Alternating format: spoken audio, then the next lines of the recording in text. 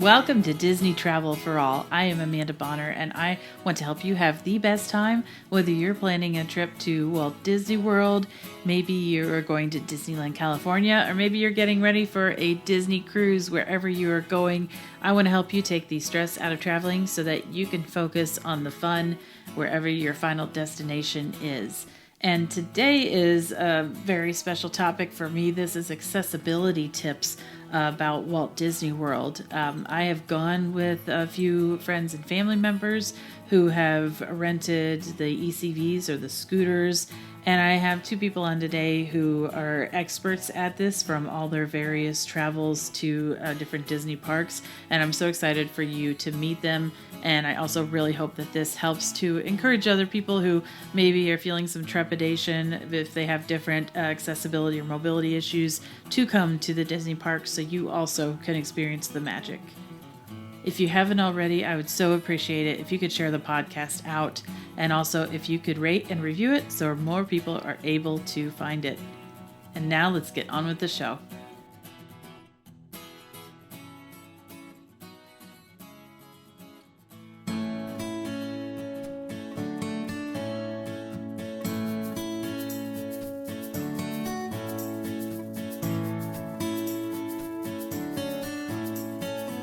I am here with two wonderful friends that I've gotten to know through some travels, and they're here to talk about some accessibility tips for Walt Disney World, because Disney Travel for All truly does mean that. Disney Travel is for all, and I've had some experience with accessibility at Walt Disney World, but I wanted to bring in a couple experts. So I want to welcome Andrew Prince and Vanessa Prince. Hi, how are you? Hey. Hi, thank you so much for being here. Andrew and I were just talking a little bit about your weather warming up. So you are in Toledo, Ohio, is that correct? Yes. It's raining today. It's a lovely day. Spring rain. That's good. I'll take that over snow any day. Right. So that kind of gives the listener an idea of that it's not so easy for you to get to Walt Disney World as easy it is for me that I'm a 10-minute drive, lucky me. Right.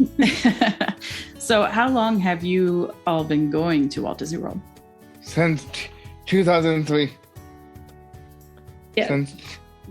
I've been going since 1971 when it opened. Ooh. Not necessarily opening day, but I can remember, we have pictures, and I can remember going with my mom, and the only thing there was, of course, Magic Kingdom and staying at the Poly and things like that, because I was a little older in 1971.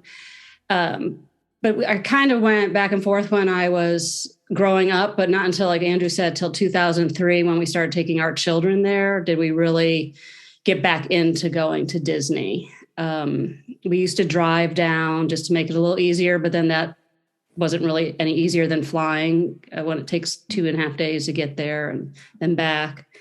But we try to get down maybe 3-4 times a year, or if we're going on a cruise, we'd like to go in a day ahead. We're DVC members, Disney Vacation Club members, so we try to stay at a resort and enjoy just that property and relax before we get on a cruise, or sometimes we'll even pop into a park if we have a reservation. I love that. Andrew, do you have a favorite time of year to go? No, not really. Any time of year is good, right? Yeah. That's what I was waiting for. Yeah. Well, Andrew, you have some serious cred here because you're a writer for the WDW radio blog, Disney on Wheels, and you have quite a few articles. How long have you been doing that? Since 2014, 2015. Oh, my goodness. That's excellent. And you have, I'm going to put in the show notes, certainly a link to your Linktree, which you're on all the social media, Twitter, Facebook, Instagram, and your own YouTube channel. And I think that's terrific. And you've had some helpful videos on there. One I was watching of you getting on a plane, and I thought that's helpful for someone who might feel some anxiety if they've never encountered that, whether it's the person who's needing some assistance or the person who's traveling with someone who needs assistance, right? And we're going to speak to that in a minute about just transportation. Yes. That was actually done for a story for the web, for the blog. Oh, okay. Okay. Excellent. Yeah. Because people do ask, how do you get him on a plane and off and things? So it's, we've learned. I'm sure. And what do you do? Because you travel, and I'm jumping ahead a little bit. I do want to get to a couple of fun Disney questions, but what do you do with Andrew's wheelchair then when he's in the airplane seat? Do they store it for you or? Yeah, well, they'll put him in what's called an aisle chair. So that out of Detroit and then down in Orlando, it's Prospect is the service that they use, and they'll transfer him into an aisle chair and take him to the seat. And meanwhile, I've called it stripping his chair down. I take anything that could possibly fall off, put it into a bag that I'm allowed to carry on because it's an ADA necessity that he has that with him. They can't take it from him. So it's all like his foot plates, armrest, headrest, everything. Then I take blue painter tape and I tape down anything that could get bumped and broken. Like there's even little on his handle thing, because we've lost parts and they've recommended taping it. So, and then I always take a picture of what the chair looks like before they take it. So that if it is damaged, I can say, well, at whatever time, this is what it looked like. I know in Orlando, some of the gangways have an elevator that they'll move the chair from the gangway down. Otherwise, sometimes they'll take it in Detroit, they'll take it inside and then down another elevator. So we've seen it go bumping down the stairs to get on. And I was like, oh my gosh. So, and then they just store it under the belly of the plane and hopefully secure it. So, and sometimes I don't know how secure it is because it looks like it's shifted back and forth, but oh my. The airline we fly has been pretty good about fixing it for us if they damage. So, okay. What airline is that? I'm curious. Delta. Okay. Delta.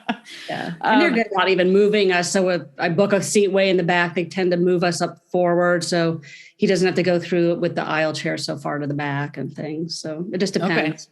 Okay. Yeah. Well, I think I'll wait till we're talking about the parks before I ask you a couple of fun questions. Then we'll keep talking about transportation. So you said that you prefer now flying instead of driving. Is that just basically the time it takes to get down and back? Yes. Yep. Time is a factor. That's for sure. Yeah. And we take direct flight, so it's real easy. 2.5 hours in the air versus 2 hours or 2 days on cars. But if we want to travel around more, because we have driven down recently, we'll take the van down so that we can get out of Disney World a lot easier. But most of the time once we're on property, we just stay there. Okay.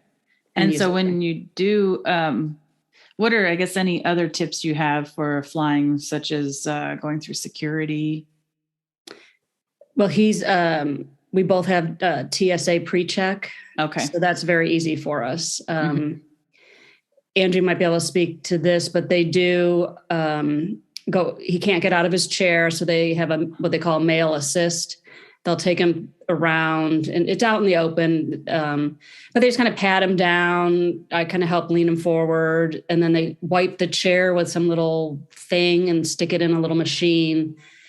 I don't know what they're looking for. We've had issues where if I've used the wrong cleaner on the chair, it sends a red flag, and then you're standing there waiting for them to clear that, we're okay to fly.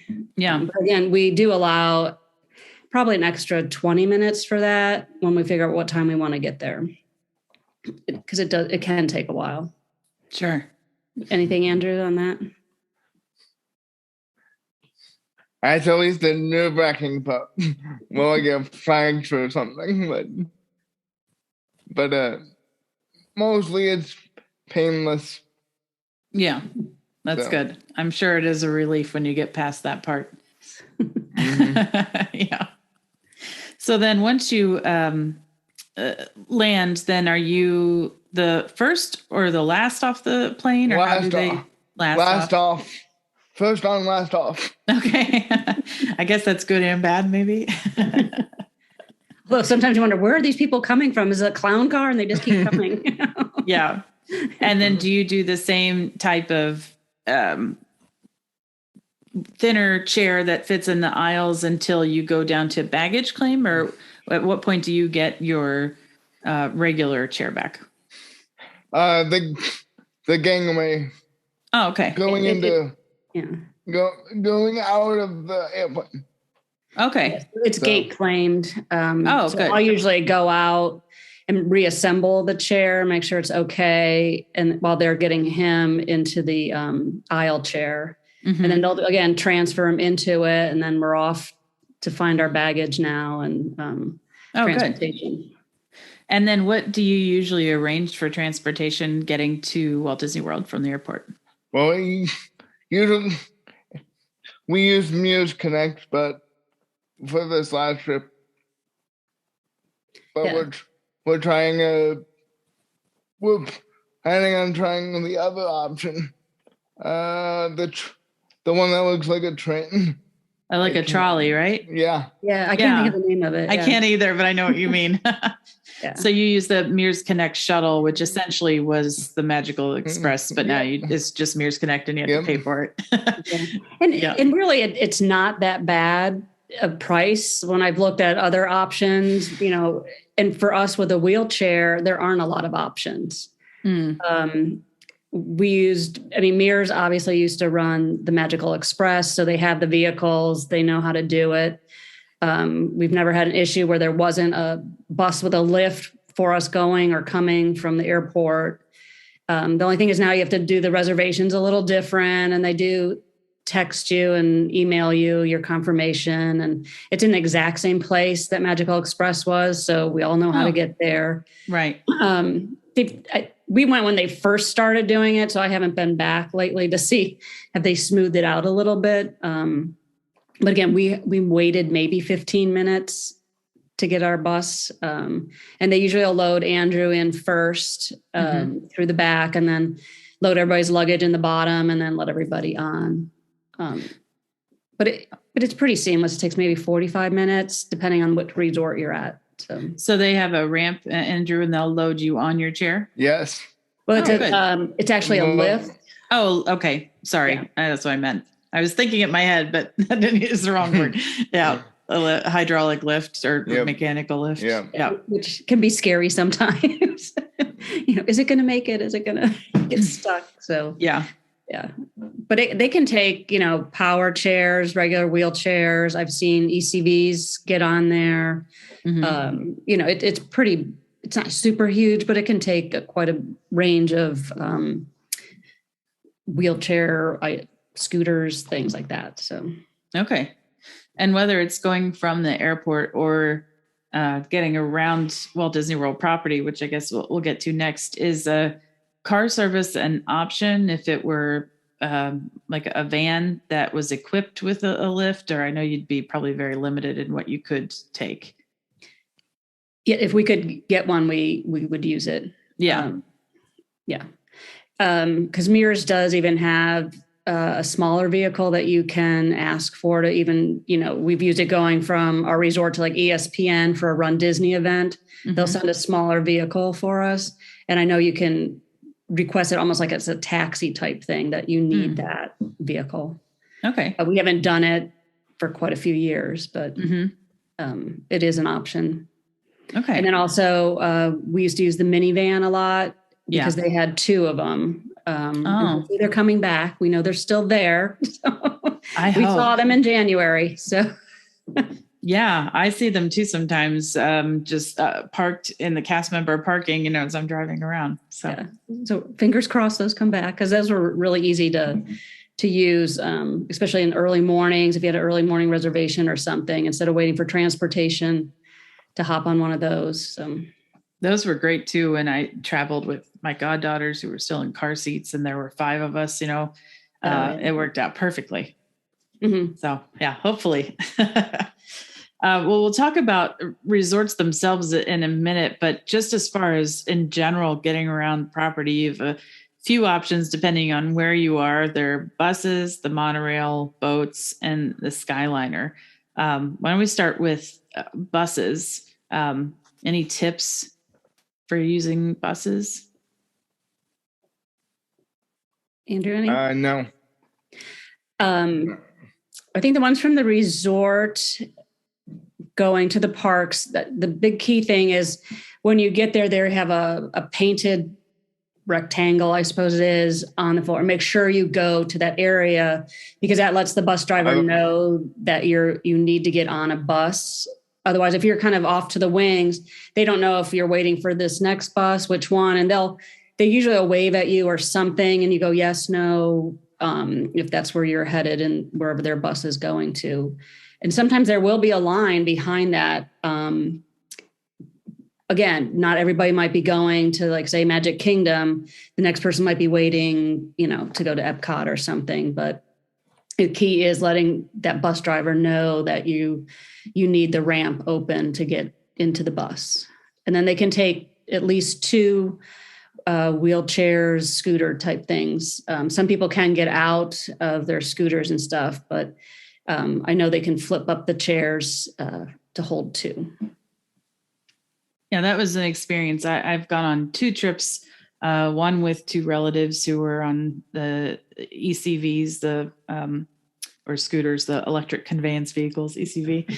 And then a second one, there were 14 of us, including 2 in strollers and 1 on a scooter. So that was an experience. But because of our huge group, and it was at Port Orleans Riverside, where there are multiple bus stops, it did prove a little bit challenging to sometimes find a bus that had room, not just for all of us, but we were at one of the later bus stops because there's 4 or 5 bus stops, I think, at that resort.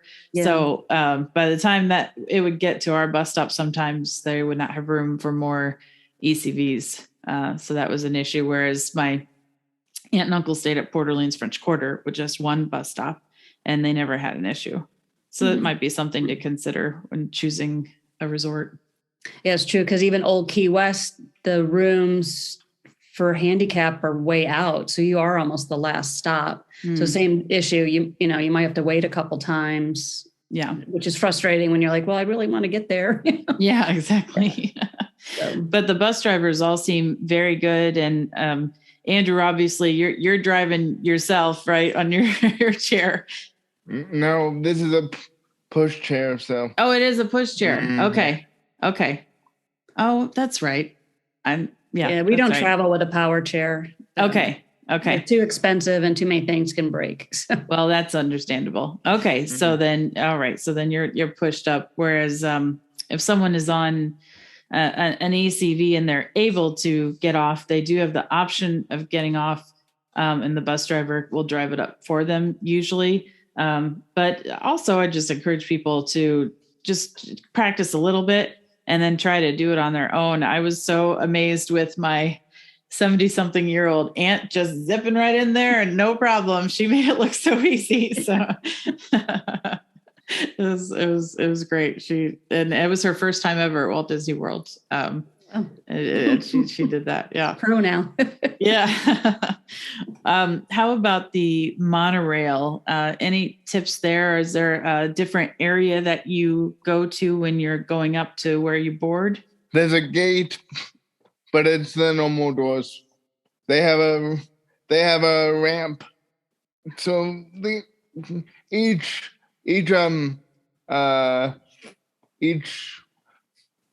train can do it, but instead of a lift, instead of a special car, they have just a normal, like, slide away ramp. Yeah, I remember seeing them lift that into place, and then they direct you which door to go to. Mm-hmm. Mm-hmm. And I'm trying to remember. I don't think, like, if you stay at Grand Floridian, there's a special marked place for wheelchairs to go. But I know at Ticket and Transportation Center, and maybe Epcot too, there's a certain place they want the wheelchairs and ECVs to go, so that you're right there. You're not having to cross over people who are walking and getting on to the other sections of the monorail. So you just have to look for the symbol. I think at I don't know about Contemporary, but I know Grand Floridian and Polynesian, there's like an open area in the middle that I believe they will guide people with chairs and ECVs to, with a different gate that they'll open maybe before they open the gates for the other people. Mm-hmm. And again, even with the monorail, it depends. Like when you were talking about the buses being full, they can be full if, they've loaded on people, depending on what stop you're at, you might have to wait for the next one to come through.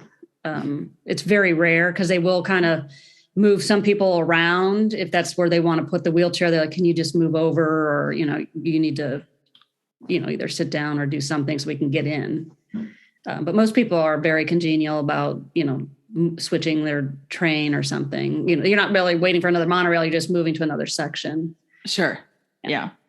That's a great point, though. Do you have a preference, say, if you're at the Polynesian or the Grand Floridian, between the boat or the monorail? Monorail, because that's a boat, the little boats you can't get a chair on at all. Oh, the okay. little boats. Yeah. So I think they call them water taxis. It's the smaller one that it's really cute, and it runs from like Magic Kingdom to the Grand Floridian and Polynesian and back. But that you have to be able to step down a couple steps, and it's kind of narrow. But he can get on the ferry from the Ticket and Transportation Center. So sometimes if we're at the Polynesian, we'll walk over to TTC and get on the ferry and go across, just for that experience of being on the boat. So I didn't realize that about the smaller boats. For larger boats, of course, you have the ferry back and forth between Magic Kingdom and Ticket and Transportation Center, and that can accommodate chairs and ECVs, right? Yes. Mm. And then for Epcot resorts, are those larger boats? I think I've seen The friendship chairs. boats? Yeah. Mm-hmm. Mm-hmm. Okay. So that's between Epcot and Disney Hollywood Studios, and it also stops at Yacht and Beach Club and the Boardwalk and Swan and Dolphin. Right. And then also the ones within Epcot that go from the front of World Showcase to like Italy and France. Those are, I think, the friendship class, again, that we can just wheel right in. Okay. And then they have an area for the wheelchairs. Oh, okay. Yes. I'm thinking of the back, not outside, but the back inside. Usually there's an open area there. Yeah, they won't let them sit in the back. I don't know why, but. Oh, okay. And then how about the boats to Wilderness Lodge and Fort Wilderness? I think those are usually a little larger than the water taxis. Yeah, I think they must have two running, because when I was there in July when it reopened in 2020, it was one you had to step down into. So I don't know if they call one over when they have a wheelchair, because I was really concerned about that once, because I was just there alone. Like, well, how would I take Andrew from this resort in? We'd have to go take a bus. But I guess now I've asked a couple of people, and they do have one that you can just wheel in. But again, I don't know if it's always running. But that is a concern when you stay at that resort. Right. And then I guess the last place I'm thinking there are boats is around Disney Springs, and then Old Key West, Saratoga Springs, and the Port Orleans resorts, right to Disney Springs. Yes. And those, again, you take a little, when you're at like French Quarter is where it would pick up, or at Riverside, and you go down like a little ramp, and there's a waiting area, but it's a smaller boat. I don't think it's really a pontoon boat, but it's more open air. And they have a little ramp, and you wheel in and sit in there. Okay. But that's a nice one too, because if you're at those resorts, or even Disney Springs, you can just use that as another attraction and just ride down, is it Susquehanna? I never say it right. That river, and kind of see everything, and just go right back to Springs or wherever you're staying. And treat it as just something to do. Oh, I love that ride so much, especially at night for some reason. I really enjoyed that. Yeah. And then I guess the last mode of transportation is the Skyliner, which of course connects Epcot to Riviera Caribbean Beach Resort. And then you can take it from there to Hollywood Studios, and also Art of Animation and Pop Century resorts. So have you been on the Skyliner? Mm-hmm. Yes. How's that for convenience, I guess? They each a few of the cabins have a little red dot that tells the system it's a wheelchair system. They have a special area for the wheelchairs to wait. Yeah. So what they do is they'll pull one off, a couple of them offline to give you more time to get on and situated.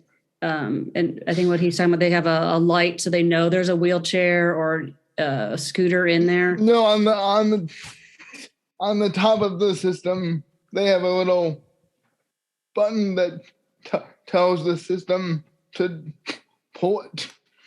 Remember? Yes. Yeah. So when it gets to the next station, it knows that one has to come offline. Mm-hmm. Oh, I see. Okay. Yeah. So you don't accidentally get.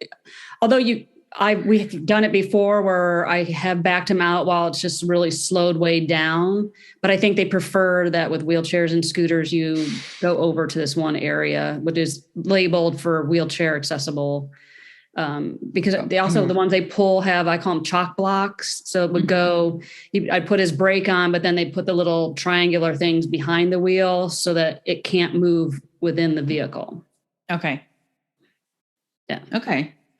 Well, Andrew, out of all the types of transportation, do you have one that is your favorite?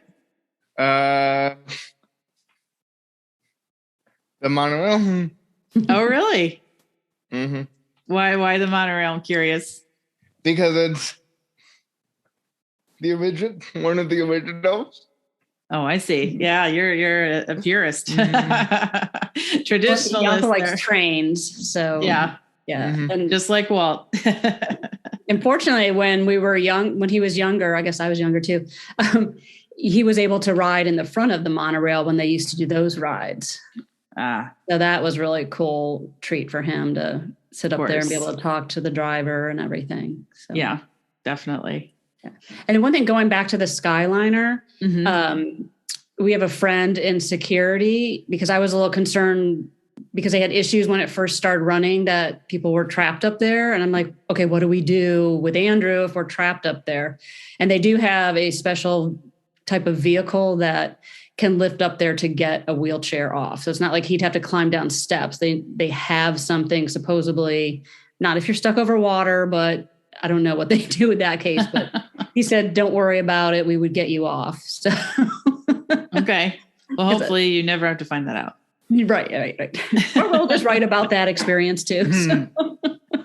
But I mean, that's a great point of you have to kind of think through every scenario, right? Yeah. Just because like even the monorail can have an issue and I don't know what you might have to stay on while they push it into a station. I don't know. We can't take the steps down like you've seen some people being evacuated off of there. So right. I don't know if they bring something over there also I don't know. So interesting. I keep thinking of all these questions, but I'm going to save them over when we're talking about the parks. Just wanted to touch on kind of my experience. And have you ever, for anyone else, had to rent a wheelchair or ECV? No. Okay. So we rented scooters. So there's a couple of different options for people who want to rent ECVs or scooters or wheelchairs. They're outside companies. We use Buena Vista Scooters, but there's a lot. And if you look online, there's all kinds of discount coupons too, that usually if it's multi-day, you get a discount. The nice thing about renting it from the outside company was we arranged and paid for it ahead of time. And then the company dropped it off at the resort, and then the registration desk accepts it and stores it for you. So then when we arrived, they went ahead and helped my relatives and made sure they were comfortable using it. And then they had it all ready to go to the parks. Whereas if it's somebody, I guess, who doesn't need the ECV at the resort, but only the parks, you can rent ECVs and wheelchairs at the parks, but they have a limited supply, of course. So a wheelchair, the last I checked was $12 a day, unless you did multi-day, and then it's $10 a day. And then an ECV is $50 a day plus a $20 deposit, but you cannot take them out of the parks. So if you're going to park hop, you have to return it and then go to the next park and then hope after 2 p.m. park hop that they still have some left. So that's one Yeah, one possible con. I did have a friend who was a cast member at Epcot, and part of what she did was working at the wheelchairs, ECVs, and strollers. And she said that one of her favorite things to do was that if someone had a problem with the ECV, they actually would take another ECV out to the park and then they would tow it back. Oh. So she said she had fun doing that. If you do have a problem, there's a way that you can contact them and they'll come tow it back and, give you another one. So I guess that's a pro. Whereas if it's an outside company, you might be a little bit stuck if you're in the parks and had problems. We didn't have any problems with the three people I was with in the two different trips that rented the ECVs. You just have to, of course, make sure that you have them charged. Yes. Yeah. And I've heard a lot of people had good experience. If something does happen with the outside vendor ones, that they will come to the resorts and either exchange it or fix it. Not necessarily the park, but they're not just going to leave you high and dry for a week without one, as long as they have something, because you did pay for it. And also, what I've observed are the ones that you rent from Disney within the parks. They're huge. Where the nice ones from like Buena Vista, Scooter Bug, and some of those other ones, they're a little more compact, like you would use on your normal outings. If you owned your own, they're not these really giant things that they seem like they turn a little better also, versus Disney probably needs to upgrade those like they did the strollers. Interesting. Okay. Yeah, and because that's the other thing too, talking about renting from somebody else and being able to use it at your resort, your room can be a long way, even from the bus that's closest to you. So it's one thing to always think about, like, will I need it after a full day at the park, even though I've been riding it all day? I'm going to have to walk quite a ways, because unless you're in a preferred room, and even those are not right at the bus stop, it's a long day if you're not used to walking a lot. So I always recommend, renting from an outside one, so you do have it if you want it, at your resort or Disney Springs. Because I don't think they rent them at Disney Springs, do they? I haven't seen any Disney ones there, but I could be wrong. Not that I'm aware of. That's an interesting point. I'll have to look that one up. Yeah. That's a good question. Yeah. Yeah. So I think, again, it just makes your day a little bit more magical when you're not so tired by the time you get to your room. It probably all budgetary works out the same too, getting it for the week or a couple days versus every day at the park. So, yeah, I hear that.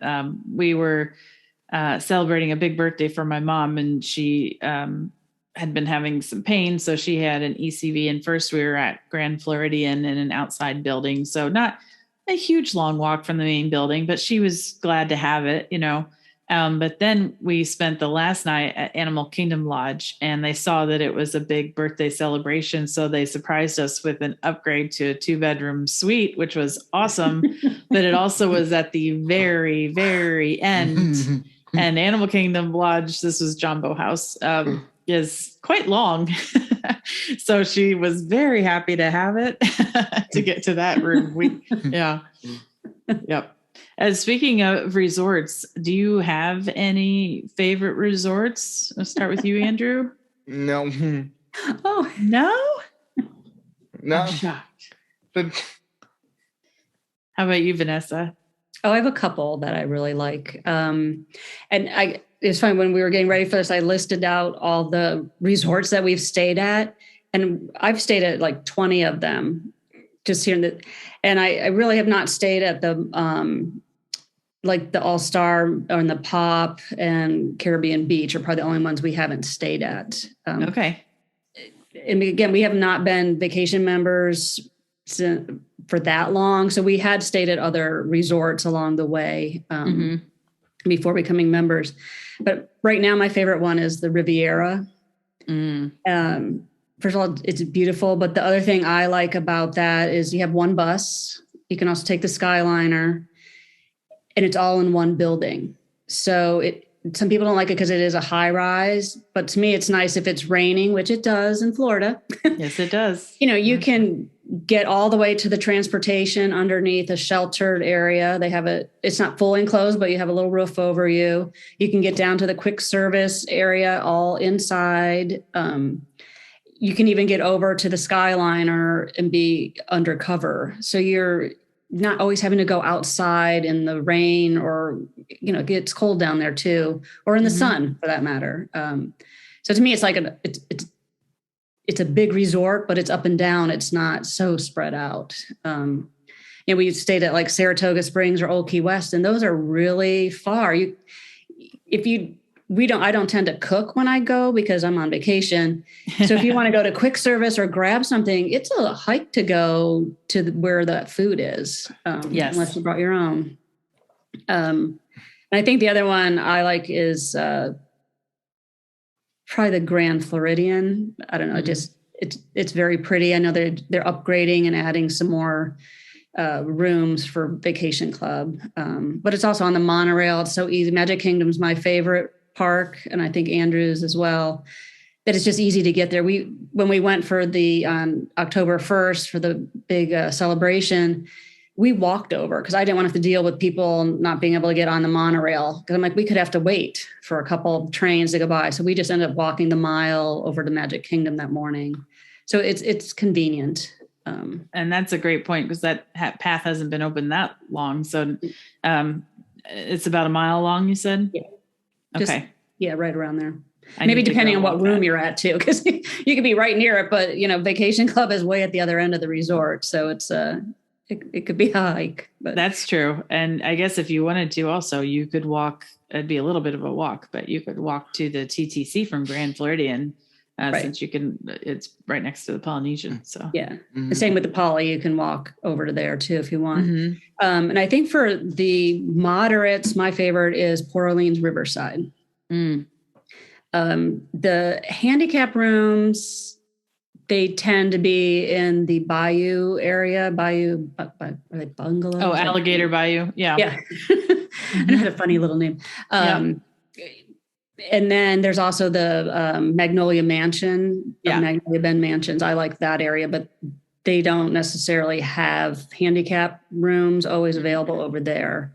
But I just like the whole look of that resort, with Spanish moss. It's cute. We've, ridden the Surrey bikes around with his sisters and stuff. And we were talking about the little boats to go to Disney Springs. It's a nice moderate resort. And it's right next to French Quarter. We've never stayed there, but we've walked over there. So you have that convenience too of being able to go to both of those resorts within a little distance. Yeah, that's a nice walk. And I know that Vanessa, you're a runner too. So that's a good running path there too. Yes. Between those two resorts. So yeah. And go ahead. Yeah. I can say one thing I did when we were getting ready for today, I looked up to see which resorts had elevators. Because when you make a reservation with a wheelchair or a scooter, you need the room. They do have accessible rooms you can book. They're not always available. But like with Andrew, I can get him into a regular hotel room or resort room without an issue, but it does take up a lot of room. The wheelchair does. Because sometimes I'll leave it in the bathroom at night or something, just so we're not falling over it. Oh. But I found it interesting that Disney's Caribbean Beach Resort does not have elevators. So you need to request that you're on the first floor and that they know you have a wheelchair. Yeah. Also at Old Key West, there's only 3 buildings that have elevators. So that was 62, 63, and 64. Okay. And then again, only at Magnolia Bend Mansions do they have the elevators at Port Orleans Riverside. I was going to say, I thought that was the case. I have only stayed at Magnolia Bend. I haven't stayed in the Alligator Bayou. So there they're on the first floor, I'm assuming, because you said there were some handicapped rooms over there. Yeah. And they'll have the little ramps to be able to get to those rooms. When we stayed at Old Key West, we were in an accessible one. Again, it was way out by Turtle Pond, which is really far away.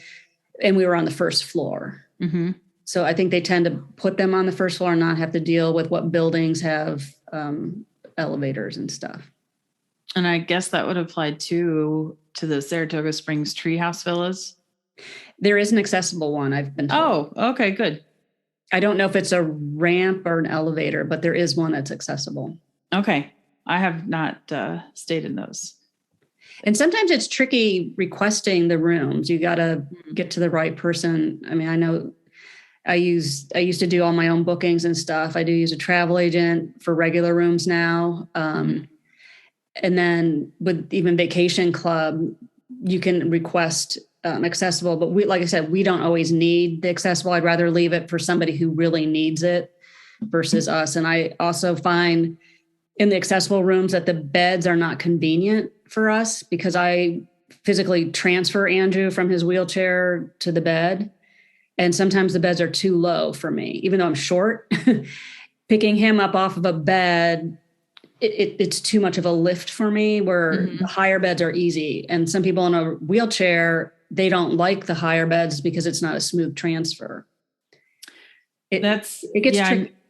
Yeah, I'm sure. I know we're not talking about cruises, maybe another episode, but I was with the cruise we all just went on together. I was sitting at dinner with a gentleman who was in a wheelchair, and he had mentioned that about his room, his stateroom, that they had first had put him in a stateroom that the bed was low, and he actually switched to more of a non-accessible room because he wanted the higher bed, and it wasn't an issue for him.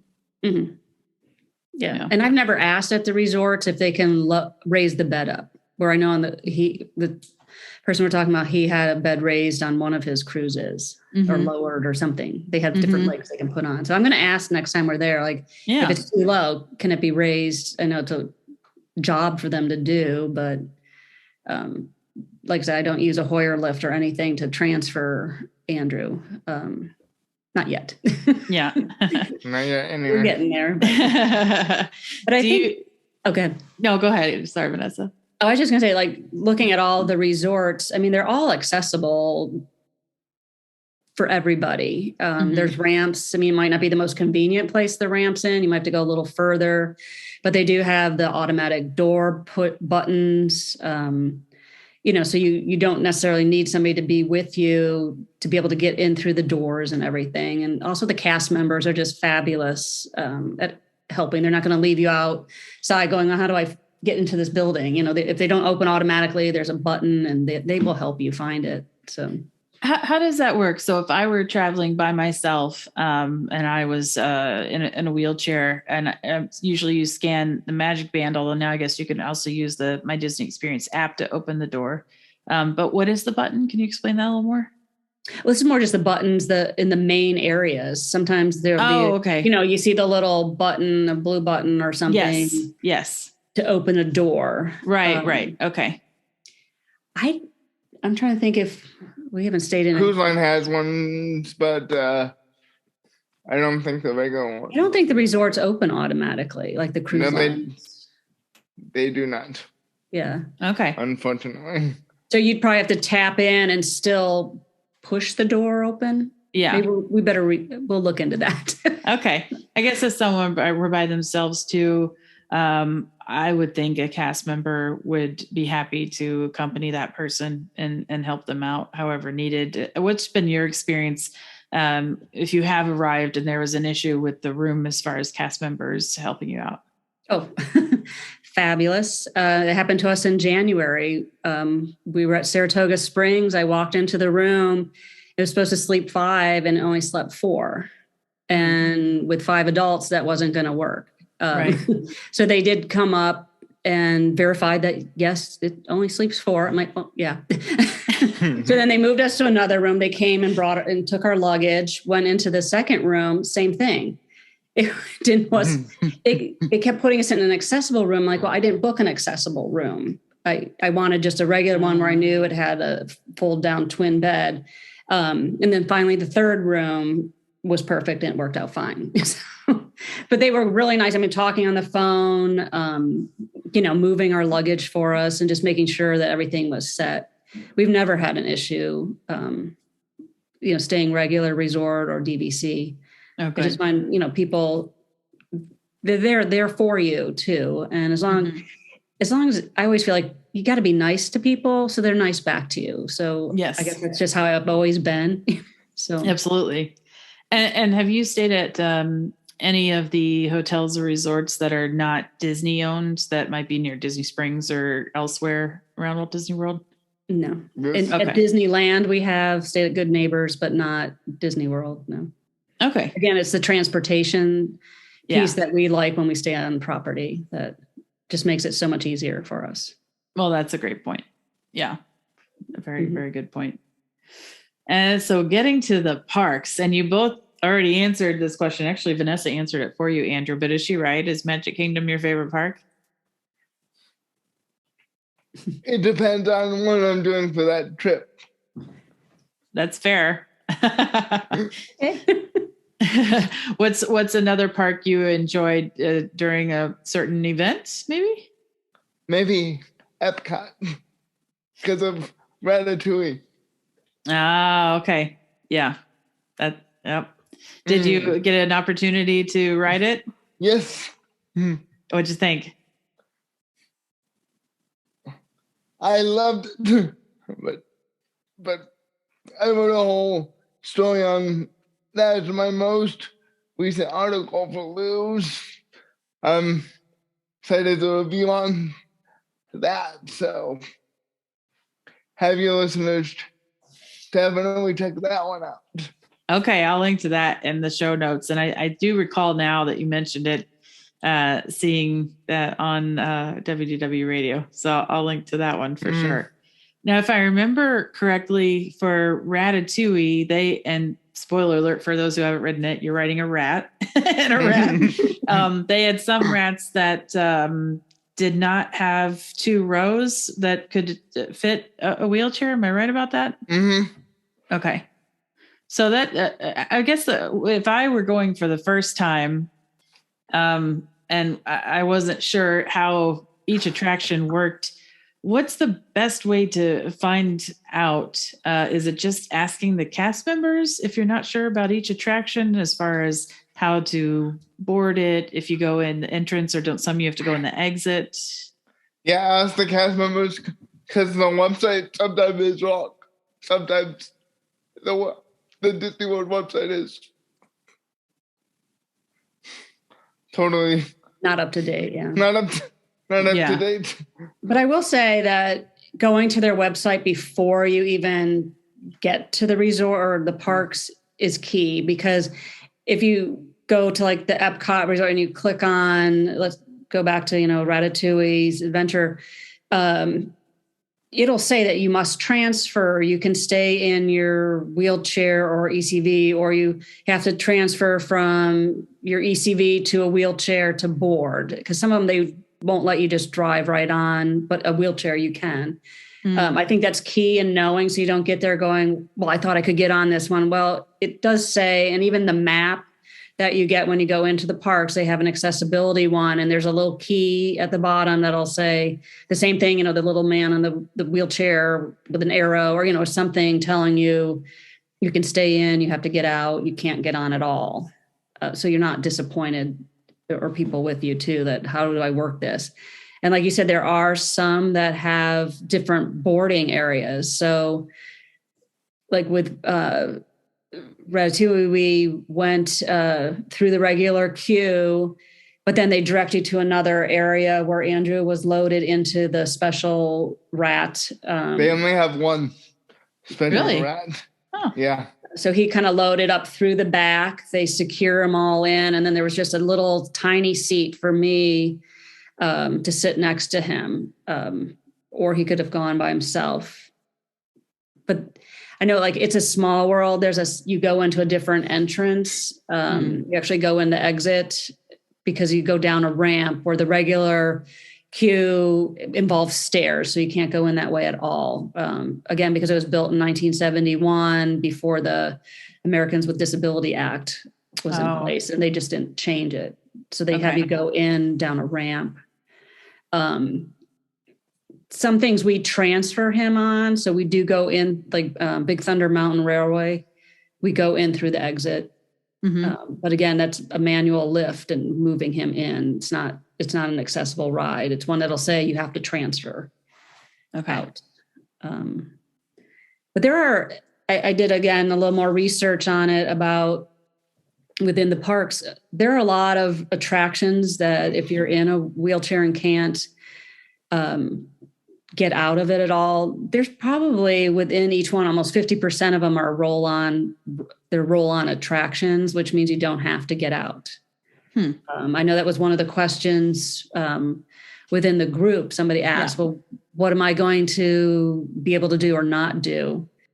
So I appreciate you doing that research, Vanessa. I was going to ask about attractions like Peter Pan or Under the Sea, that they have the moving conveyor belt to load. How does that work? Well, Mansion, it can be stopped, but Peter, they don't like to stop it, but they will. Okay. And then Little Mermaid they have an accessible clam mobile. So they'll slow it way down so that they can open it up. And I think that's the one where like the cast members will actually push them into place, because I think I have to get in first maybe, or some of them you have to do it that way. Okay. Probably but like when he mentioned Haunted Mansion, it is not accessible. You have to transfer. Oh, okay. So one of the Doom buggies, it actually opens a little further. So we're able to transfer him in, or if you needed to step, again, they'll stop it. So when you're on it and all of a sudden it stops, it's probably because somebody's getting in and out that needs a little bit extra time. Okay. But that's one thing I do like. They will give you the time. They're not like, hurry, we got to keep moving. It's like, no, we don't want you to fall or whatever. Just take your time and get on. Now, some of the guests might be upset, but the cast members are really good. They cannot help you at all. Except stopping like Andrew said, stopping, or certain ones where they want to push him on. I think Buzz Lightyear, they push him on and lock him in. Maybe Midway Mania. Oh. Yeah. What about the People Mover? No. That's nope. Oh, okay. Are there other attractions that are really challenging for you to maneuver or to board? I'm thinking maybe the Cars, the Raceway, Tomorrowland. Yeah, Speedway. that is not accessible at all. Yeah. Again, we physically transfer him onto some things, but we can't do that one anymore. It's just too hard. Yeah. Like Test Track, we can transfer them, and it's actually kind of neat what they do. They have an elevator system, so we go through the line and they pull him off. We have to take an elevator up, cross over the track, go back down all the way to another area. It's where you test your seatbelt. Okay. So they'll pull a car off over there out of the way. And then my husband usually would have to transfer him in. Now, the problem with a lot of these transfers, it's like that one, maybe Pirates, where you have to step down. It's very hard. They could make it a little easier and not make it, again, looking at where you're going, what levels, if it was just a little different, it would be a lot easier for people to do, even people who need more time. That's a big step to have to do, or even if you're carrying somebody. Yeah. But then they'll do, once he's in there, it's good. And then they'll keep the chair, secure over in that area. And then he gets to ride it. Same with Mickey's Runaway Railway.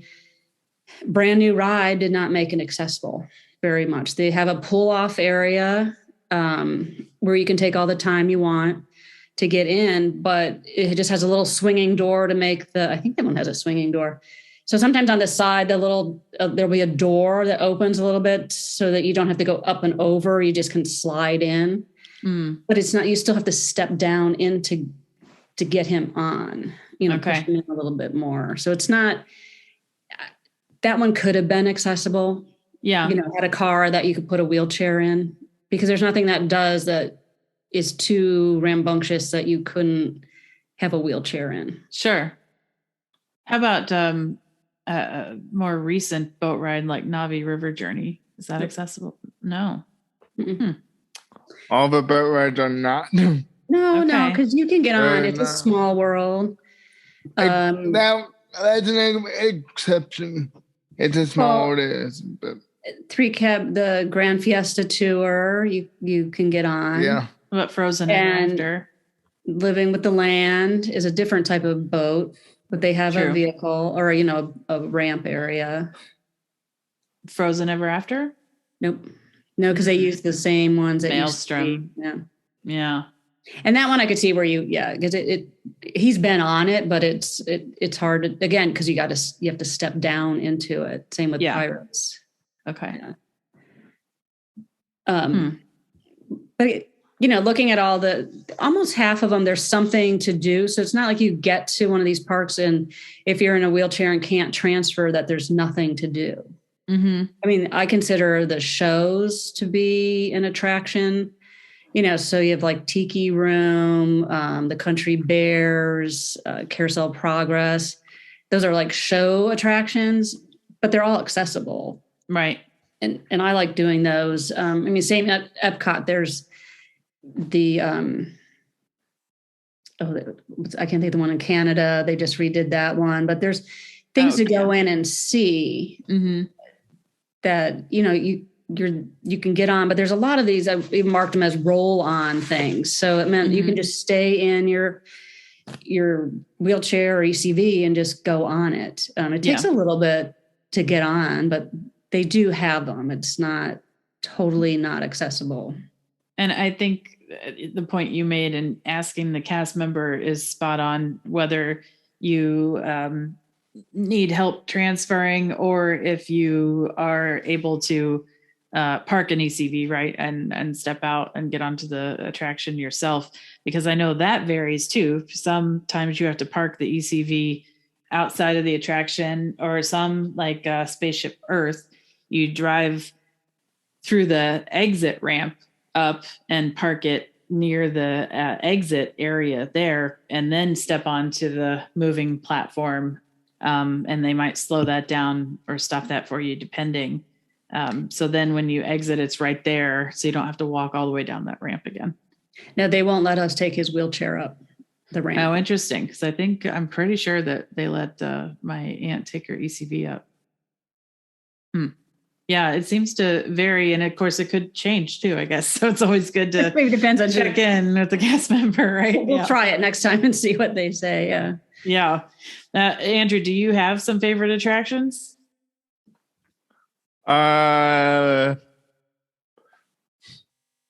Figment.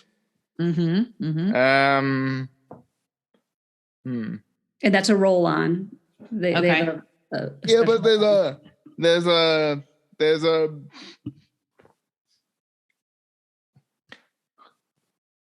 permanent little block that you have to go over. Otherwise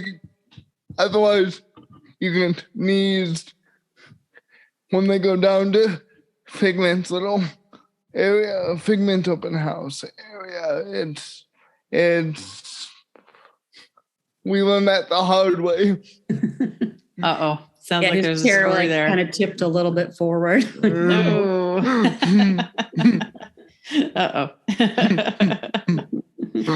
Any certain shows that are our favorites? And we haven't talked about parades and fireworks yet.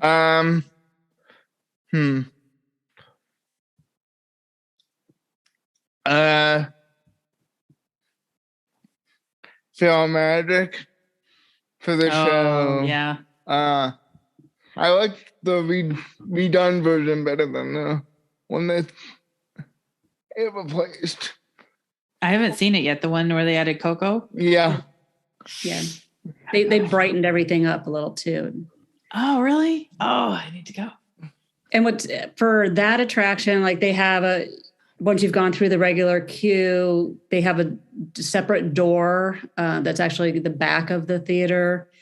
And then they have like sections where they can put the wheelchairs. Yeah, they have seats right next to it, like a couple, maybe 3 or 4 seats, and then another opening for wheelchairs. But you get the full effect of everything too, sitting in your chair. It's not like you don't get the little, not spoiler, but things sprayed at you or the scent. You get that sitting in those wheelchair spots. Yeah. And we hadn't touched yet on the DAS, the Disability Access Service, which I know is kind of continually evolving. But can you give a just brief overview on how that works for you?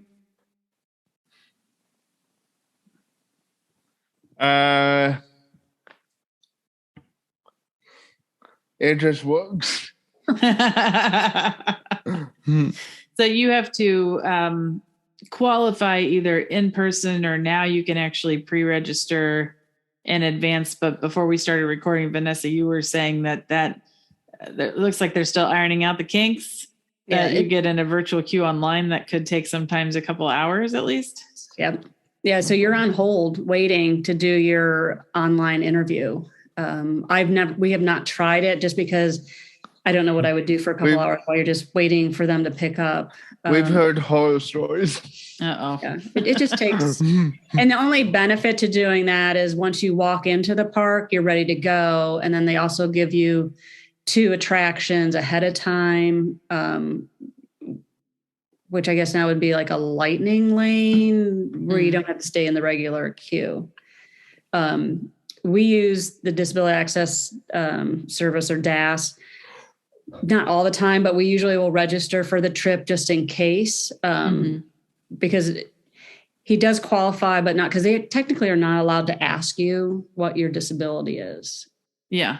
So we get it just in case it's one of those days where if it's too hot, because sometimes you do have to stand outside and part of the queue, his chair gets really hot sitting there. A lot of times we haven't even used it at all in certain parks. But one of the key things I've learned over the years is, you can't do it outside the park. You have to go to your first park and get it. And it's good for 60 days now, I think. 30 or 60 that's days. right. I was reading about it earlier. Yeah. And so you go and you can go to guest services, which is usually at the front of the park. And you usually have to wait. And then they do it. But the person has to be, like Andrew has to be there because they'll scan his band or pull up his record. And then you have to link who all is going to be using it for that trip.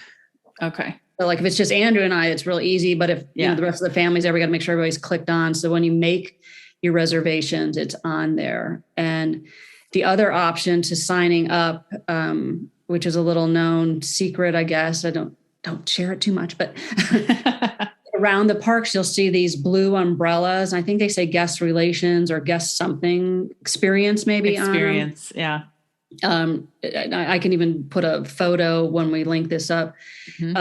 They can sign you up for DAS. They're not right at the front of the park. So like even at Animal Kingdom, you have to walk a little ways on Discovery Island to get to where it is, but they can sign you up. Or sometimes even I've seen at Animal Kingdom more, they'll have a sign that says DAS registration and it'll point you in a certain direction. So you're not necessarily going to guest services. They want you to go another area. But I do find it's very easy at the blue umbrellas. Again, nobody knows that you can really do that there. It's the same because they have the iPad there. So it's great, very easy for them. And then the new thing that's nice is because you're using your phones more and more, you can do your sign up for your rides right on the phone instead of you used to have to go like take his magic band or take him to an attraction, get scanned in, and then they'll give you a wait time. Now you just do it on your phone. You can only do one at a time, but as soon as you click through, like say we were riding, Little Mermaid in Magic Kingdom, as soon as we were scanned in, we can hit for the next one. So you can basically, keep going all day. But I like going through some of the regular queues because they put a lot of thought into them. Yeah. So speeding through the exit's not always the best. You're missing a lot of what Disney is all about. Yeah, that's a great point.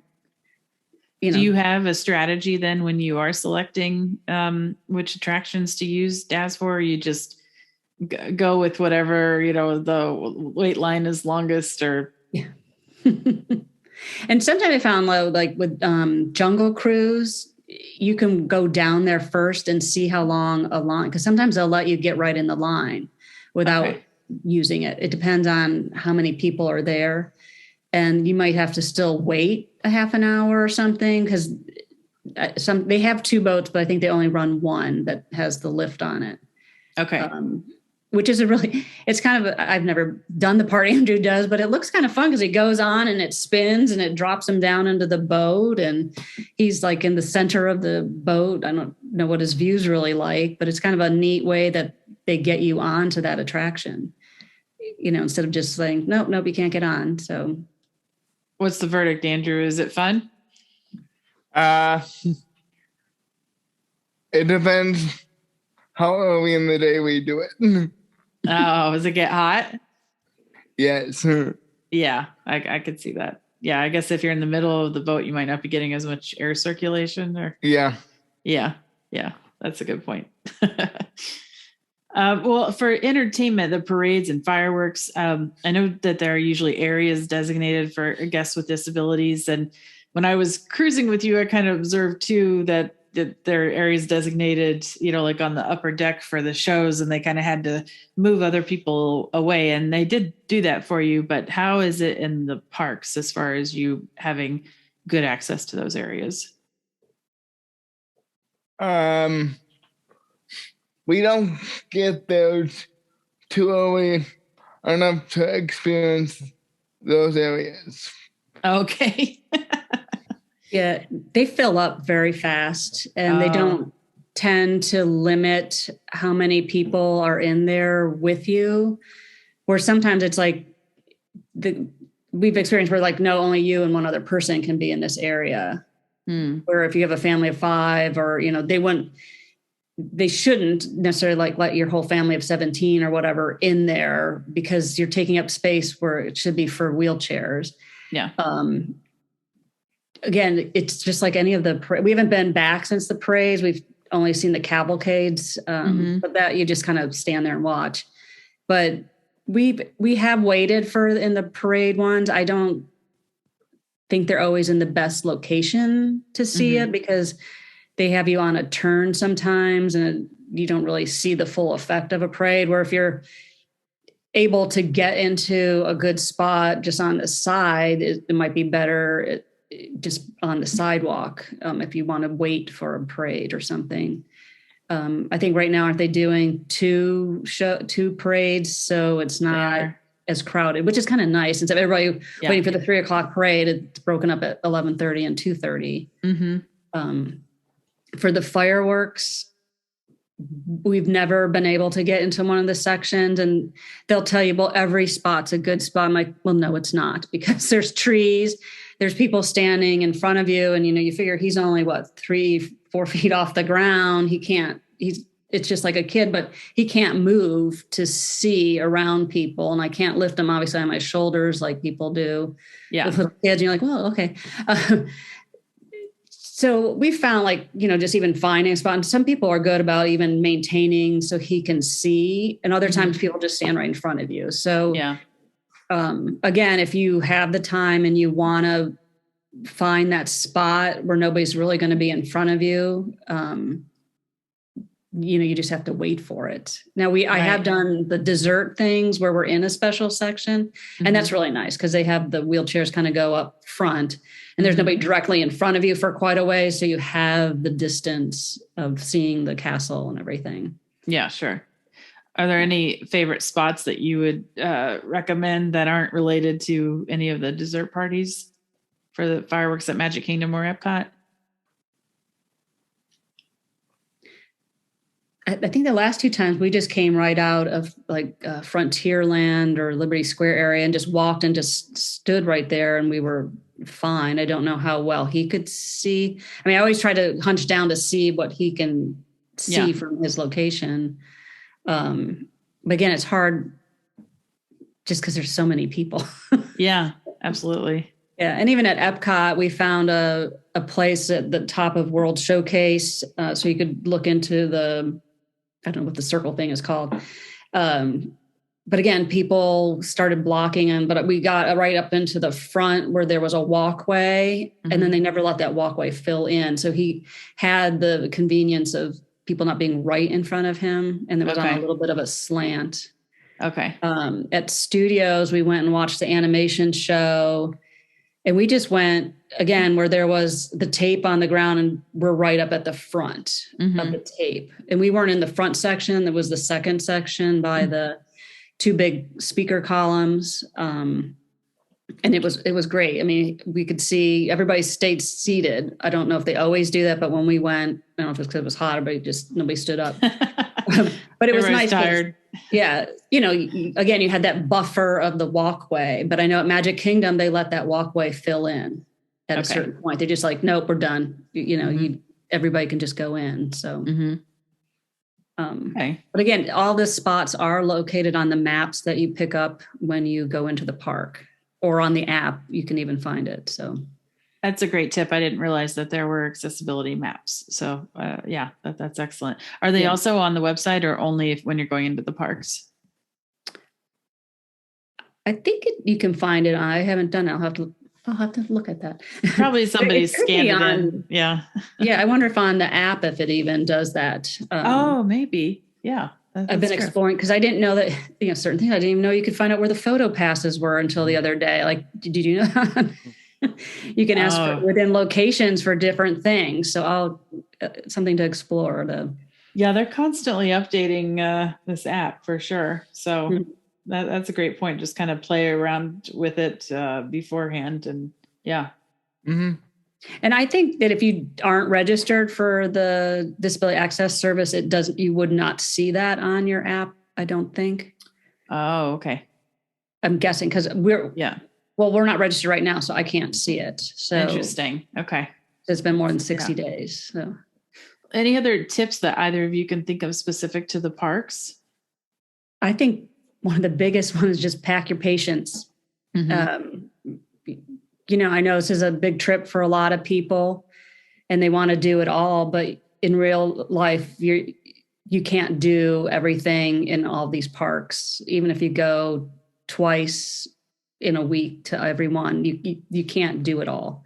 There's over 30 some attractions and shows within each one, and there's no physical way you could do. I mean, even you living down there, probably it would take you a while to get through everything, and the lines and the people, and it just relax and have fun. And some people over plan. I used to do that, and now we just we know what we want to do, but we're flexible. And maybe that's the key too, is be flexible, be nice to the cast members because they are there for you. And they do a lot. They have a lot on their plate. I mean, they're not just there directing. Their biggest thing is safety. So that's why they can't help you do things, because it could hurt you. It could hurt them. And it's, again, just be super nice to them because they are the magic. Yeah, that's fair. Recognizing their limitations, and there's a reason for those limitations. It's not that they just don't want to do something. Yeah. Andrew, anything that you would want to share to anybody who is, uncertain about going, but really wants to go? I was thinking about this while my mom was talking. No, not really. Okay.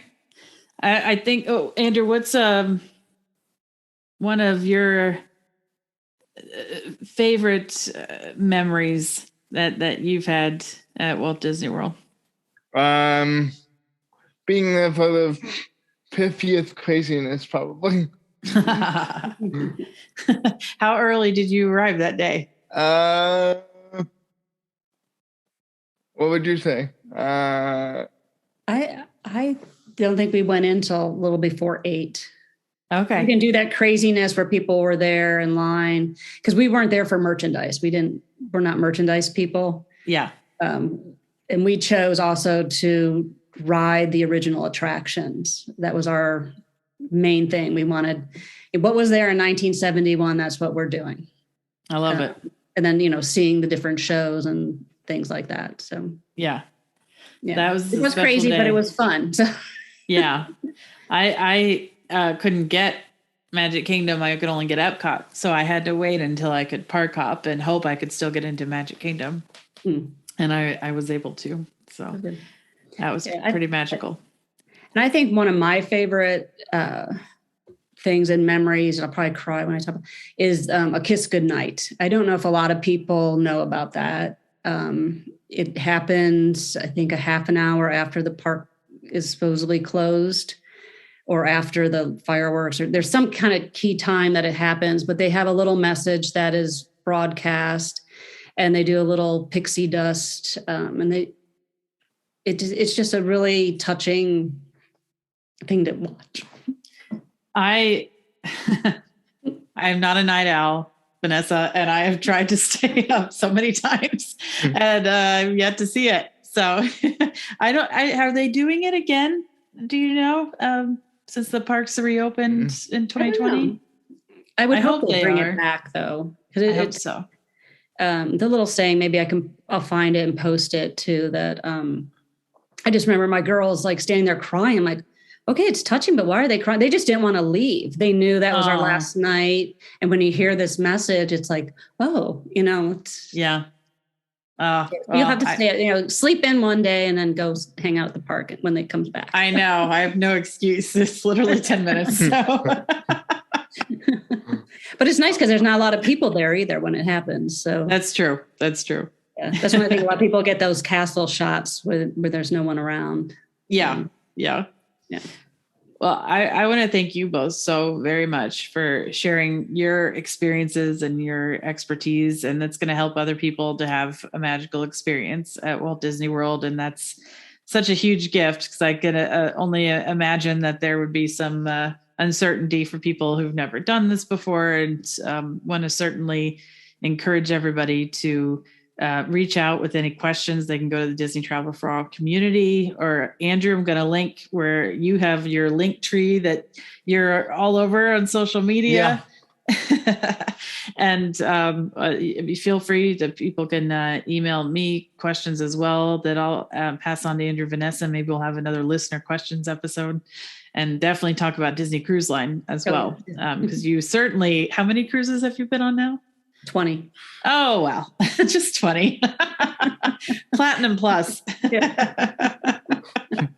Yeah. And I would add, do go and look at Andrew's reviews of the different attractions, because it's step by step, and a lot, we're big picture takers. So if you have any reservations about how to get on something, we do show you how, within his articles, what it's like, just so you know, even we show where that you have to go to get on the attraction. It's very detailed about how to do it. So it's a good resource for somebody planning, or again, who not sure this is for them, but it is for everybody. So that's wonderful.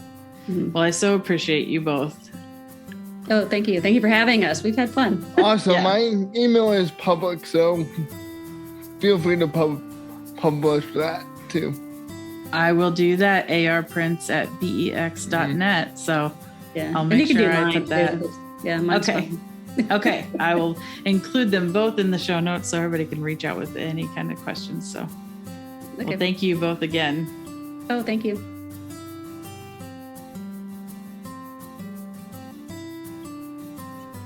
I want to once again thank Andrew and Vanessa Prince for coming on, giving their time and sharing their experiences, their expertise on this issue, in order that more people can feel more comfortable and more prepared, and take maybe some of the stress out of that planning, especially if you have those accessibility issues and are not sure what to expect.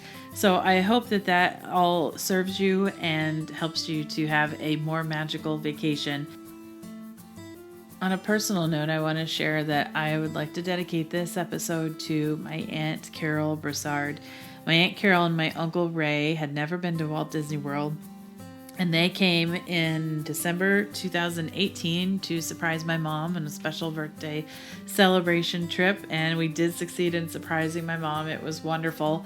And they are both in their 70s, and my aunt was at an ECV, and so my mom was also, and my aunt was able, because she had the ECV, to get around and enjoy Walt Disney World, and she was a champ. I mean, she was a pro at driving that around, And I'm so grateful that she had that opportunity and that Disney is so accessible for so many people. And if they weren't accessible, we might not have had that opportunity to have those memories together because unfortunately 2 months after that trip, my aunt passed away. And we're so thankful that we had that last trip with her. So this is from Aunt Carol.